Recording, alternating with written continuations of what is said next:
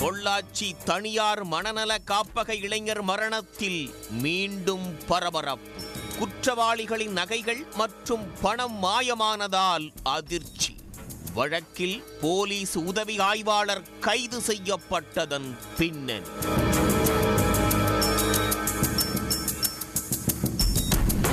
கோவை மாவட்டம் சோமனூரைச் சேர்ந்த ரவிக்குமாரின் 22 வயது மகன் வருண்காந்த் பொள்ளாச்சியில் உள்ள தனியார் காப்பகத்தில் மர்மமான முறையில் உயிரிழந்து விட்டார். வருண்காந்தை ஆழியாருக்கு சுற்றுலா அழைத்துச் சென்ற போது காணாமல் போய்விட்டதாக காப்பக நிர்வாகிகள் பெற்றோருக்கு தகவல் தெரிவித்தனர். அது குறித்து ஆழியார் காவல் நிலையத்தில் வழக்கும் பதிவு செய்யப்பட்டது. அதே நேரத்தில் வருண்காந்தை காப்பக நிர்வாகிகள் அடித்து கொன்று நாகூரில் உள்ள தோட்டத்தில் புதைத்து விட்டதாக தகவல்கள் வெளியானது. அதன் பேரில் ஆழியாறு போலீசாருடன் பொள்ளாச்சி போலீசாரும் இணைந்து தீவிர விசாரணை நடத்தினர். சடலம் புதைக்கப்பட்ட இடத்தை முற்றுகையிட்டு சோதனை நடத்தப்பட்டது. இந்த சோதனையின் 3வது நாளில் புதைக்கப்பட்ட வருண்காந்த் சடலத்தை போலீசார் மீட்டனர். இளைஞரை காப்பக நிர்வாகிகளே அடித்து கொலை செய்திருப்பதாக குற்றம் சாட்டப்பட்டது. அதன் பேரில் காப்பக நிர்வாகிகள் கிரிராம், செந்தில் பாபு, கவனிப்பாளர் நிதிஷ், பணியாளர் ரங்கநாயகி, சதீஷ், லீலா ஆகியோர் கைது செய்யப்பட்டனர்.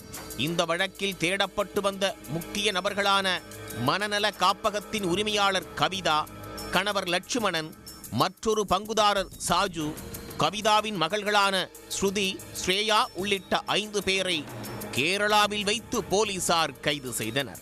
பின்னர் அவர்களை பொள்ளாச்சிக்கு அழைத்து வந்து விசாரணை நடத்தப்பட்டது.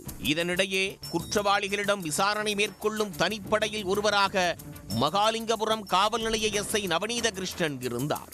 காப்பக நிர்வாகிகளை கைது செய்த போது அவர்களிடமிருந்து பறிமுதல் செய்யப்பட்ட 18 சவரன் நகை மற்றும் 1,52,000 ரூபாய் ரொக்கத்தை எஸ்ஐ நவநீத கிருஷ்ணன் கணக்கில் கொண்டு வராமல் கையாடல் செய்ததாக கூறப்படுகிறது. இதுகுறித்து கைது செய்யப்பட்டவர்களின் உறவினர் ஒருவர் காவல்துறை உயர் அதிகாரிக்கு தகவல் தெரிவித்தார். இது தொடர்பாக எஸ்ஐ நவநீத கிருஷ்ணனிடம் போலீஸ் உயர் அதிகாரிகள் தீவிர விசாரணை நடத்தினர். ஆனால் அவர் தனக்கு எதுவும் தெரியாது என்பதைப் போல் பதிலளித்தார். இருப்பினும் உயர் அதிகாரிகள் தொடர்ந்து விசாரணை நடத்தியதில் போலீஸ் காவலுக்கு செல்ல வேண்டியவர்கள் அணிந்திருந்த நகை மற்றும் அவர்கள் வைத்திருந்த பணத்தை கணக்கில் காட்டாமல் கையாடல் செய்து மறைத்து வைத்திருந்ததை எஸ்ஐ நவநீத கிருஷ்ணன் ஒப்புக்கொண்டார்.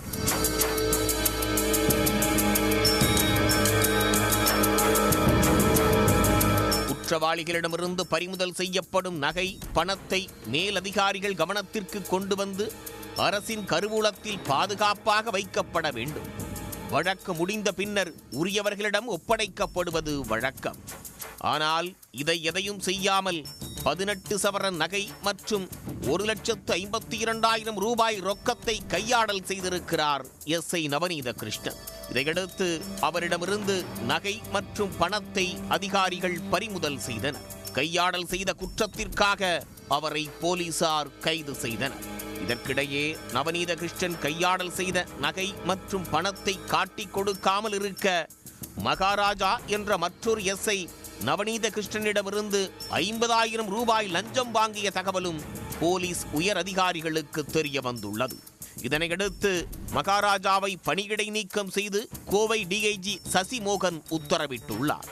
பொள்ளாச்சி தனியார் காப்பகத்தில் இளைஞர் கொன்று புதைக்கப்பட்ட வழக்கு ஏற்கனவே அதிர்ச்சியை ஏற்படுத்திய நிலையில் தற்போது குற்றவாளிகளின் நகைகள் மற்றும் பணத்தை கையாடல் செய்த காவல் உதவி ஆய்வாளர் கைது செய்யப்பட்டுள்ள சம்பவம் மேலும் பரபரப்பை ஏற்படுத்தியுள்ளது. உடனுக்குடன் செய்திகளை தெரிந்து கொள்ள சன் நியூஸ் பெல் ஐகானை கிளிக் பண்ணுங்க.